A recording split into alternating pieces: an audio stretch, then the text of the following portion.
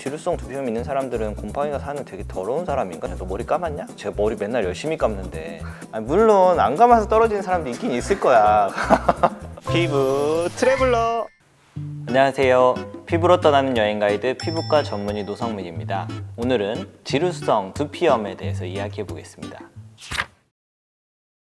지루성 두피염, 보통 어깨나 이렇게 옷 주위에 하얀 각질이 이렇게 떨어져 있는 것들, 그런 것들 보면서 이제 사람들이 너 왜 이렇게 비듬이 많냐, 머리 감았냐, 뭐 이렇게 물어보는 지루성 두피염입니다. 자, 우선 지루성 두피염이 뭔지 알아보면 일단 그 두피가 일단 가렵고요, 각질이 막 떨어지고, 두피를 이렇게 살펴보면 두피 피부가 빨갛게 변해 있고, 심한 경우는 이렇게 오돌오돌 올라와 있습니다. 염증이 지속적으로 만성적으로 계속 나타나는 이러한 질환을 지루성 두피염이라고 부릅니다.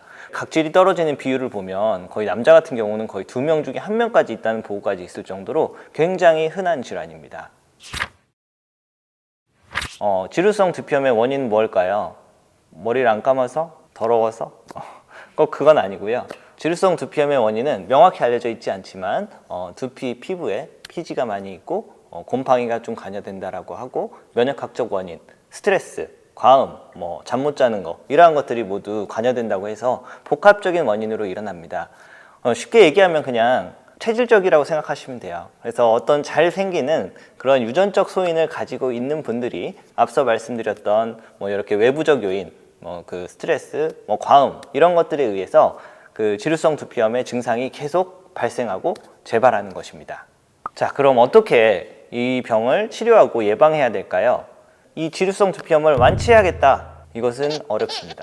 말씀드렸잖아요. 자꾸 재발하고 지속적으로 좀 나타나고, 그래서 이건 쭉 관리해야 되고 증상 없이 지내는 것, 이것이 치료의 목표라고 할 수 있는데요.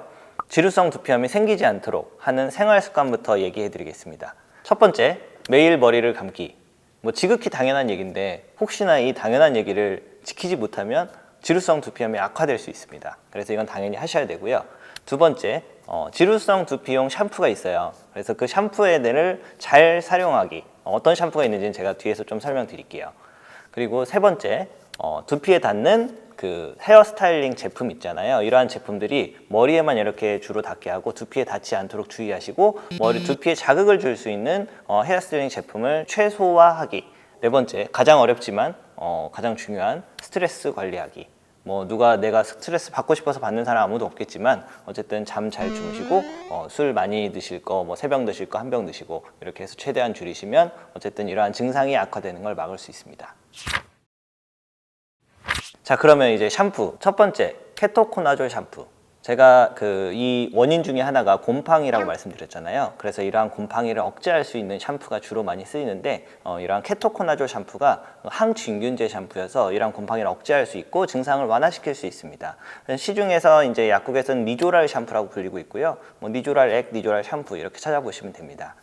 두 번째, 시클로피록스 성분의 샴푸인데요. 이것도 마찬가지로 곰팡이를 억제하는 거고, 세비프록스, 노비프록스 이러한 샴푸들이 있고, 세 번째는 징크피리치온이라는 그 아연 성분이 들어간 샴푸인데요. 이것도 항염증 작용이 있어서 지루성 두피염을 완화시켜 줄 수 있는 샴푸입니다. 이 세 가지 샴푸는 약국에서 그냥 일반 의약품으로 사실 수 있어서 굳이 처방 없이도 그냥 가셔서 그냥 쓰실 수 있고요. 그냥 시중에서 또 이렇게 판매하는 그 지루성 두피염 샴푸가 있어요. 근데 한국에는 없고 미국에서 주로 이렇게 판매하고 있는데, 헤드앤숄더의 클리니컬 스트렝스, 셀선 블루라는 샴푸인데요. 이 두 가지는 그 셀레늄 설파이드, 황화셀레늄이 들어가 있어서 지루성 두피염 증상을 완화시킨다고 하고, 이건 보통 직구로 구매를 할 수가 있는데 어떤 분은 이걸로 효과를 많이 보셔가지고 한번 써볼 수 있을 것 같습니다. 제가 말씀드린 이러한 샴푸들을 어떻게 사용해야 될까요? 보통 자기가 니조랄 샴푸 썼는데 하나도 효과 없어요. 이런 세비프로 썼는데 하나도 효과 없어요. 이런 분들이 생각보다 많은데요. 그 이유는 샴푸를 제대로 못 썼을 확률이 높습니다. 보통 몇 분 정도 샴푸를 묻히고 계세요? 5분이요. 5분? 그럼 이거 지금 대화가 안 되는데?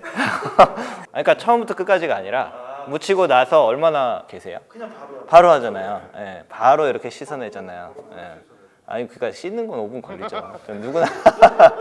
보통 이제 이게 일종의 약이기 때문에 샴푸를 이렇게 두피를 이렇게 전체적으로 바른 다음에 약품에 따라 3분에서 5분 이렇게 사용을 하라고 해요. 그렇지 않고 바로 묻히고 머리에만 묻히고 씻어낸다. 그러면 거의 뭐 이제 약효가 떨어진다고 봐야죠.